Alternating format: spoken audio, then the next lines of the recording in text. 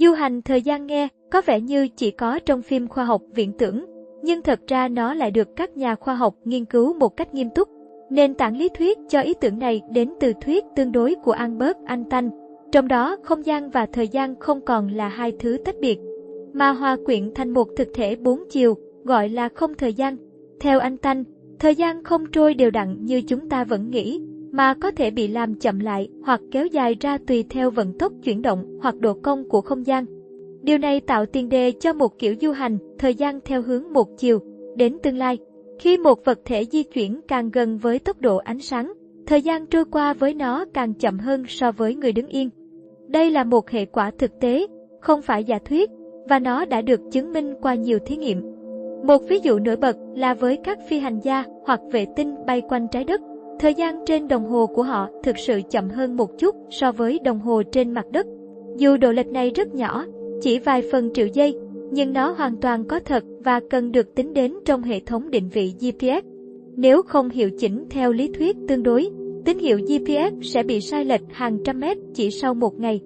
Từ đó, ta có thể hình dung rằng nếu một con tàu vũ trụ di chuyển gần tốc độ ánh sáng và quay trở lại trái đất sau một thời gian ngắn, thì thời gian trôi qua với các phi hành gia bên trong tàu sẽ ngắn hơn rất nhiều so với người ở nhà. Giả sử chuyến bay kéo dài 1 năm, theo cảm nhận của người trên tàu, thì có thể hàng chục năm đã trôi qua trên trái đất. Khi trở về, họ sẽ thấy bạn bè và người thân đã già đi, thậm chí có thể đã qua đời.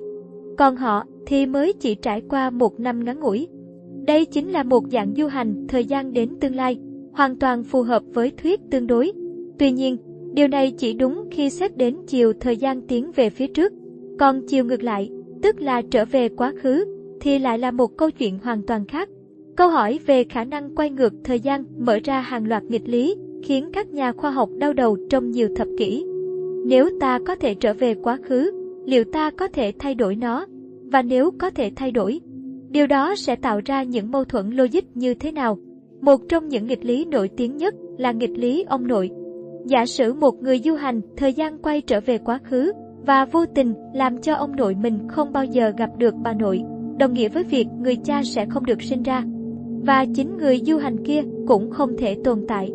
Nhưng nếu người đó không tồn tại, thì ai là người đã quay lại quá khứ để tạo ra sự kiện đó?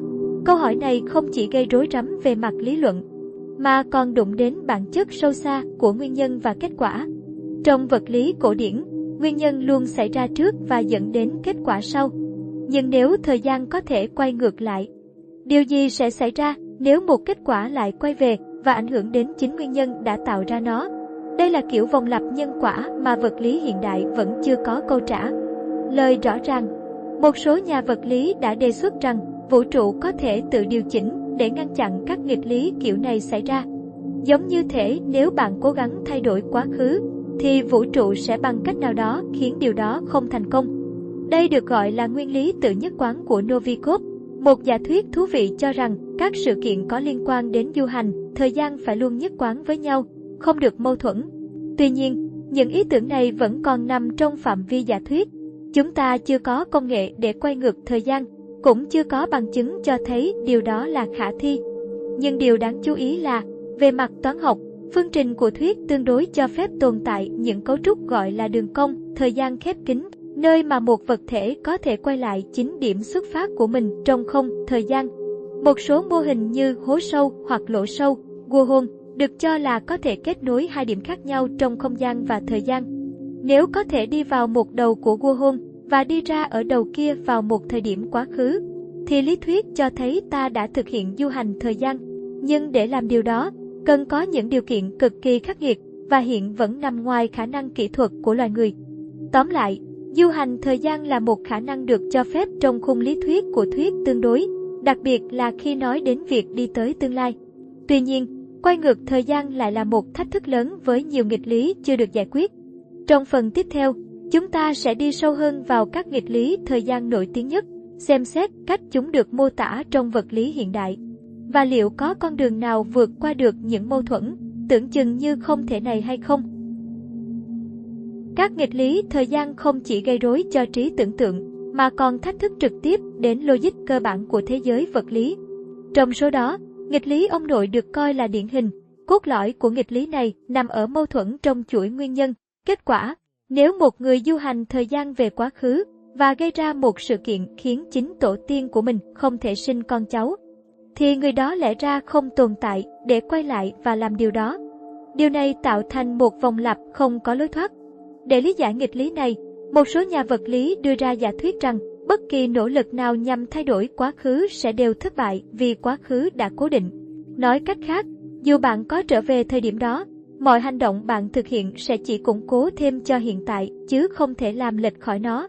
Đây là nội dung của nguyên lý tự nhất quán do Igor Novikov đề xuất, cho rằng các đường cong thời gian khép kín, nếu tồn tại, vẫn phải tuân thủ logic nhân quả. Nghĩa là, mọi sự kiện đều phù hợp với một chuỗi thời gian duy nhất không bị mâu thuẫn. Một cách tiếp cận khác, táo bạo hơn, đến từ ý tưởng về các vũ trụ song song hay đa vũ trụ. Theo đó, nếu một người thực hiện hành động thay đổi quá khứ, thì hành động đó không ảnh hưởng đến dòng thời gian gốc, mà chỉ tạo ra một nhánh mới của thực tại, một vũ trụ khác. Trong trường hợp này, quay về quá khứ không làm thay đổi hiện tại, mà chỉ mở ra một dòng thời gian khác biệt nơi mọi chuyện diễn ra theo hướng mới. Mô hình này có liên hệ với cách giải thích đa thế giới trong cơ học lượng tử, và tuy rất khó kiểm chứng, nó lại giúp loại bỏ mâu thuẫn nhân quả. Nói cách khác, bạn có thể quay về quá khứ, gặp chính mình lúc còn nhỏ, thay đổi một sự kiện, và điều đó không làm ảnh hưởng đến bản thân bạn trong dòng thời gian cũ, mà chỉ tạo ra một thực tại khác, nơi mọi thứ đi theo diễn biến mới. Tuy nhiên, những ý tưởng như vậy vẫn nằm ngoài khả năng kiểm nghiệm thực tế.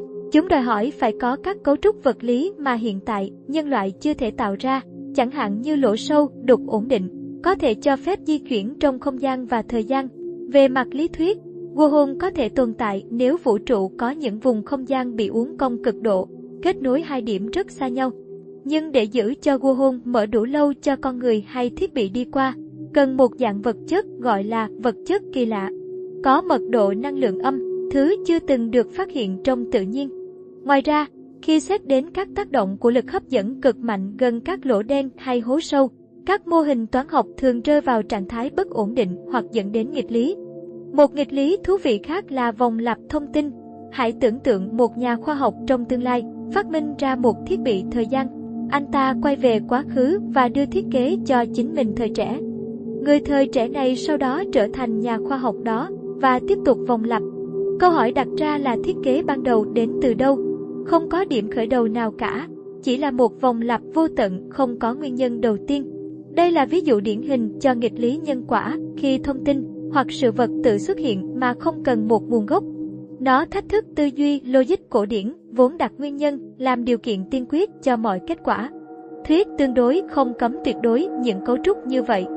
Thực tế, các phương trình trường của Einstein cho phép một số dạng hình học không gian, thời gian có thể hỗ trợ cho du hành thời gian nếu tồn tại đủ năng lượng tiêu cực hoặc độ cong đặc biệt.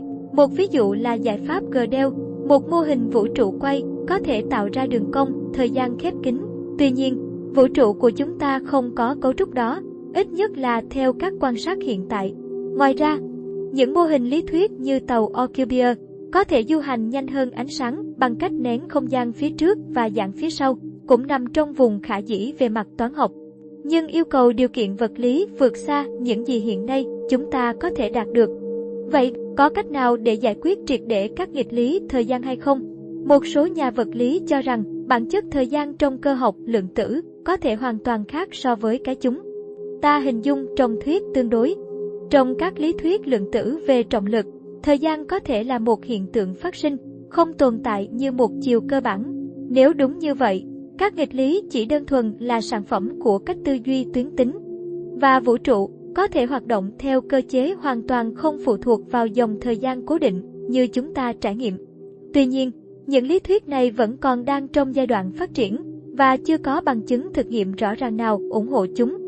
Dù chưa thể thực hiện được, du hành thời gian vẫn là một công cụ tuyệt vời để kiểm tra giới hạn của tư duy khoa học và logic vật lý. Nó buộc chúng ta phải đối diện với những câu hỏi rất sâu sắc về bản chất thực sự của thời gian, về vai trò của nguyên nhân, kết quả, và về cách mà vũ trụ duy trì tính nhất quán nội tại. Liệu mọi sự kiện đều có thể diễn ra như một chuỗi không thể thay đổi, hay mỗi hành động lại mở ra một nhánh mới của thực tại?